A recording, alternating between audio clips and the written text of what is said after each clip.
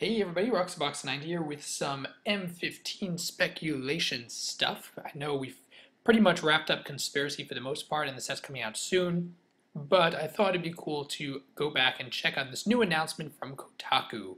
And they've talked about this briefly before. We've already seen these action figure line and speculated a bit, but this time we have a little bit more of an extensive look.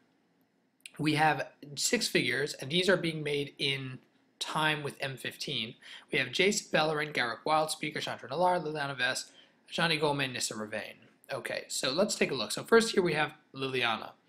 And presuming that they're trying to tie to the card somewhat, this makes me wonder, because of this image, if we're going to have Liliana Vess being printed at M15, which we haven't had printed in a while, so it's actually kind of good if they do it for EDH players particularly, because that's where the card really sees play. It also ties more to her Necromancer origin, which is more story-wise related to the core set Liliana over an old school Liliana over the Veil, which is a newer story, depending what they're trying to do. What doesn't sit right with me is the Garruk here, which we'll get to his box in a minute, but if he is going to end up being a black-green or black Planeswalker, I think probably black-green at this point, because if we're having Liliana and him in the set, which is possible, then that would be a little weird.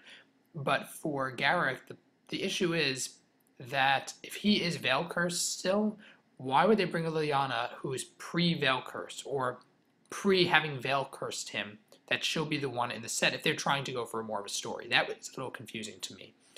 So Liliana Vess is probably more likely, but it seems a little out of context. Liliana Veil would be really nice and solve a lot of problems in Modern, but might be too soon a reprint, given that it was not a core set Planeswalker version, and I can see why Wizards wouldn't necessarily put that in the core set. Chandra is probably going to be Pyromaster again because of this art. It's interesting, it's kind of a black-white over here in the red, and it'll probably be Pyromaster because we only have one printing of that, and she was one of the, pretty much the only Chandra that worked at all in a standard environment. Nissa Ravane, what's interesting here is that if this is the card art, then this implies we're going to have a new art for Nissa, which could mean a new Nissa Planeswalker in general, with new abilities and everything, which would be interesting because she was Elf Tribal last time. Be interesting to see what they do with her now, if this is different art and implying it's a new Nissa. Very neat. A lot of tattooing going on. It's kind of interesting. Jace, Bellerin, we have the Duel of the Planeswalkers art here. It doesn't mean he's Duel of the Planeswalkers. The action figure itself is very much Jace Architect of Thought. Would they print Jace Architect of Thought?